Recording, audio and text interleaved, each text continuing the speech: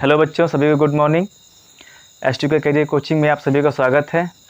आज हम फिर त्रिकोणमिति के बारे में बात करते हैं, थोड़ा सा उसे आगे चलेंगे लेकर के। पिछले वीडियो में हमने त्रिकोणमिति की परिभाषा के बारे में बात की, त्रिकोणमिति अनुपातों के बारे में बात किया। तो आज हम थोड़ा सा और जान लेते हैं एक बार और, त्रिकोणमिति अनुपात किसे कहते हैं। सबसे पहले बताया गया कि किसी समकोण त्रिभुज के लिए किन्हीं दो भुजाओं का अनुपात ही क्या कहलाता है, त्रिकोणमिति अनुपात कहलाता है। अगर यहाँ पर आप देखेंगे तो ये क्या दिया गया, एक समकोण त्रिभुज है। क्यों समकोण त्रिभुज है? क्योंकि इसका जो कोण B है वो कितने का दिया गया है, 90 अंश का दिया गया है।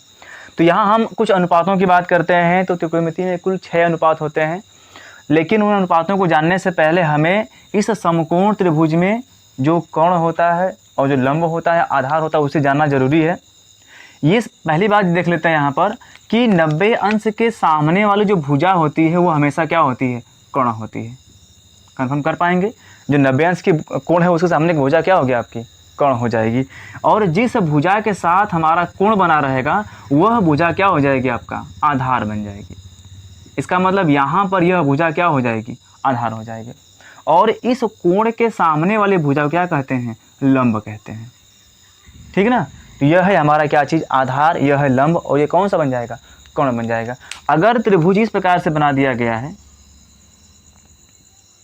ऐसा ABC, और यदि हम इस कोण को लेकर चल रहे हैं थीटा वाले को, उस समय इस जो थीटा कोण के सामने की भुजा है इसको हम क्या कहेंगे, लंब कहेंगे।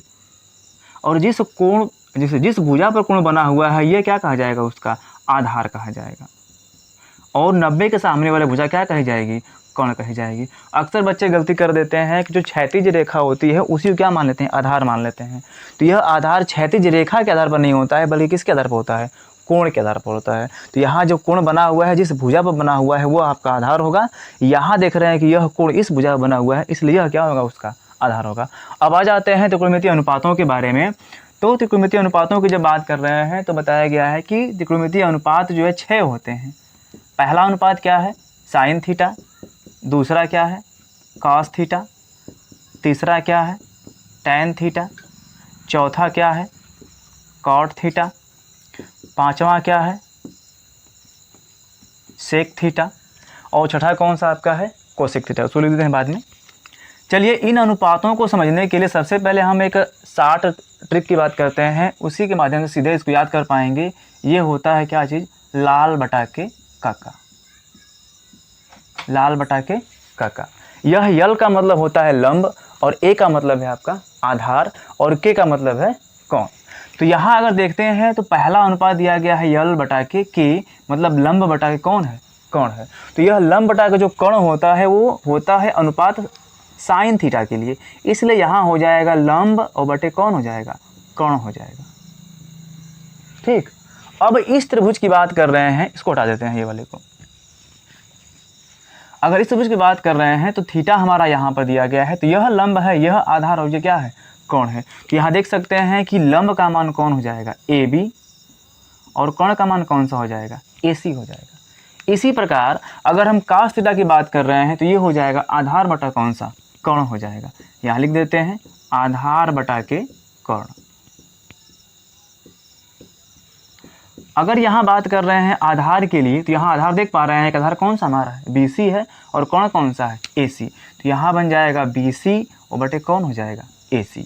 अगर आगे अनुपात को देखते हैं तो अगला कौन सा आपका दिया गया है, टैन। तो यहाँ टैन के लिए बन जाएगा लंब बटा के आधार, और यहाँ पर देखेंगे तो लंब हमारा है AB और आधार कौन सा है, BC। यहाँ लिख देते हैं लंब बटा के आधार।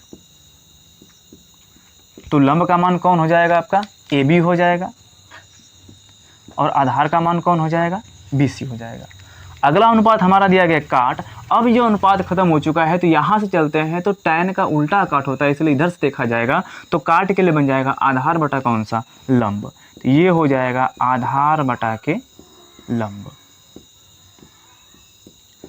इसमें देख पा रहे हैं तो आधार हमारा कौन सा है, BC है, इसलिए बन जाएगा BC, और लंब कौन सा हो जाएगा, AB हो जाएगा।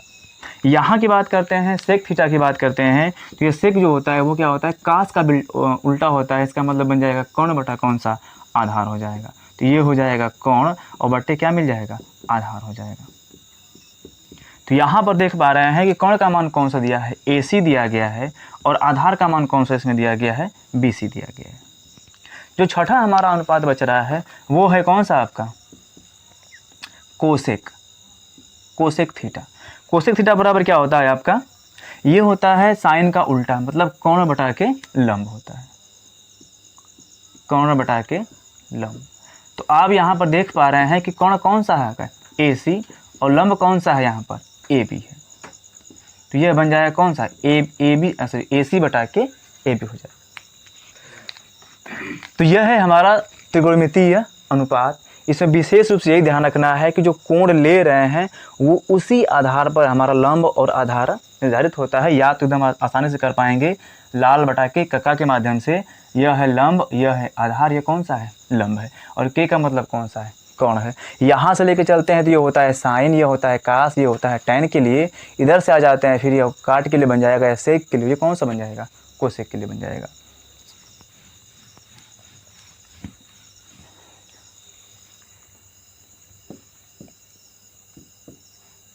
संबंध थोड़ा सा देख लेते हैं। त्रिकोणमितीय अनुपातों का आपस में क्या होता है, कुछ संबंध होता है। क्या संबंध होता है उसको याद कर लेते हैं।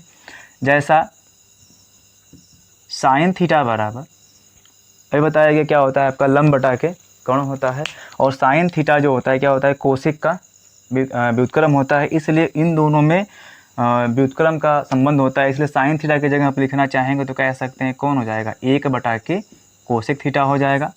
अगर हम कास थीटा को लिखना चाहते हैं तो कह सकते हैं कास थीटा किसके बराबर, 1 बटा के सेक थीटा के बराबर हो जाएगा। टैन थीटा क्या बन जाएगा, 1 बटा के कॉट थीटा के बराबर हो जाएगा। इसी का व्युत्क्रम भी कह सकते हैं, कोसेक थीटा बराबर हो जाएगा 1 बटा कौन सा, साइन थीटा हो जाएगा।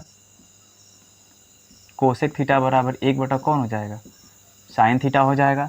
अगर हम बात करते हैं सेक थीटा के लिए तो यह बन जाएगा कौन सा, 1 बटा के कॉस थीटा बन जाएगा। अगर यहाँ बात करते हैं कॉट थीटा के लिए तो यह बन जाएगा 1 बटा के टैन थीटा। ठीक, कुछ संबंध और होते हैं, जैसा कि यहाँ पर आप जानते हैं टैन थीटा बराबर ये होता है साइन थीटा बटा के कॉस थीटा, और कॉट थीटा बराबर होता है कॉस थीटा बटा के साइन थीटा। ठीक है ना, यह बेसिक जानकारी है त्रिकोणमितीय अनुपातों के लिए, तो इसको याद रखना है आपको। और एक सवाल लेते हैं और उसी के माध्यम से क्या करेंगे, पूरे अनुपातों को जो हम समझ लेते हैं।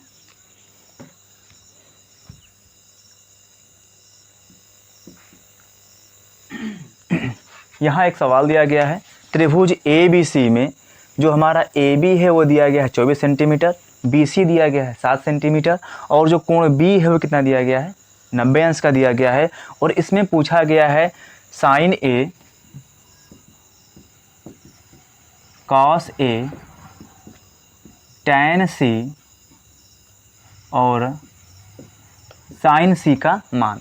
ठीक है ना, तो हम किस प्रकार से इन त्रिकोणमितीय अनुपातों को ज्ञात करेंगे, या सभी अनुपातों को ज्ञात कर सकते हैं। सबसे पहले हमें क्या करना होगा कि इस समकोण त्रिभुज के लिए सभी भुजाओं को ज्ञात करना होगा। ठीक है, तो यहाँ पर देख रहे हैं कि 2 भुजाएं दी गई हैं। यहाँ पर देख रहे हैं कि आपको यह वाला एक कोण लेना है एक बार, ठीक है ना, और इसमें कौन सा लेना है, कोण आपको लेना है C। तो पहले हम एक ही बात कर लेते हैं, फिर उसी का आधार चला जाएगा। तो ये हो जाएगा आधार, ये हो जाएगा लंब, और ये क्या मिलेगा उसके लिए, कोण मिलेगा। सबसे पहले इसमें करते हैं पाइथागोरस की प्रमेय का इस्तेमाल, पाइथागोरस प्रमेय से, पाइथागोरस प्रमेय से। चलिए देखते हैं पाइथागोरस की प्रमेय क्या होता है। जानते हैं कर्ण का स्क्वायर बराबर आधार का स्क्वायर प्लस लंब का स्क्वायर होता है। तो यहाँ बन जाएगा AC स्क्वायर बराबर AB square plus BC square. यहाँ पे मान रख लेते हैं तो यह बन जाएगा AC स्क्वायर। AB का मान कौन सा दिया गया है, 24 दिया गया है, 24 का स्क्वायर, और BC का मान कितना दिया गया है, 7 है, तो 7 का स्क्वायर बन जाएगा। इसका स्क्वायर कितना होगा, 24 का स्क्वायर कर पाएंगे 576, और ये कितना हो जाएगा, 7 7 49 हो जाएगा। तो AC स्क्वायर का जो मान है वो कितना मिलेगा, 625 मिलेगा। AC स्क्वायर बराबर 625 आ गया। अब यहाँ से AC का मान कितना मिल जाएगा, 25 मिल जाएगा। तो यहाँ हम क्या रखते हैं, AC का मान जो है 25 रख देते हैं। तो ये हमारा जो है समकोण त्रिभुज के तीनों भुजाओं का मान निकल गया, ध्यान रखना है। अगर समकोण त्रिभुज के लिए 2 भुजाएं दी गई होंगी तो सबसे पहले हम क्या करते हैं, पाइथागोरस की प्रमेय की सहायता से तीसरी भुजा का मान भी ज्ञात करते हैं। अगर तीनों भुजाओं का मान ज्ञात कर लेते हैं तब जाकर हम क्या कर पाते हैं, जो पूछ रहा है त्रिकोणमितीय अनुपात उसका मान जो है ज्ञात कर पाएंगे। चलिए देखते हैं किस प्रकार से हम इन मानों को ज्ञात कर लेते हैं। इसे हटा देते हैं यहाँ पर।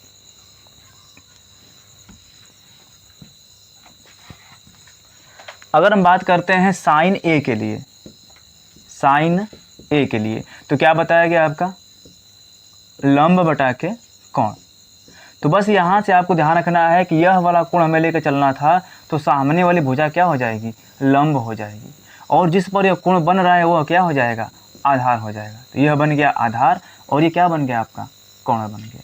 तो यहाँ से आप देख पा रहे हैं कि लंब का मान कौन सा है, 7, और कोण का मान कौन सा है, 25। इसलिए साइन ए का मान क्या मिलेगा, 7 बटा के 25। अगर वहीं बात करते हैं कास ए के लिए तो ये क्या बताया गया है, आधार बटा के कोण, आधार बटा के कोण। तो आधार कौन सा है, 24, और कोण कौन सा है, 25। तो यह बन जाएगा 24 बटा के 25 आ जाएगा।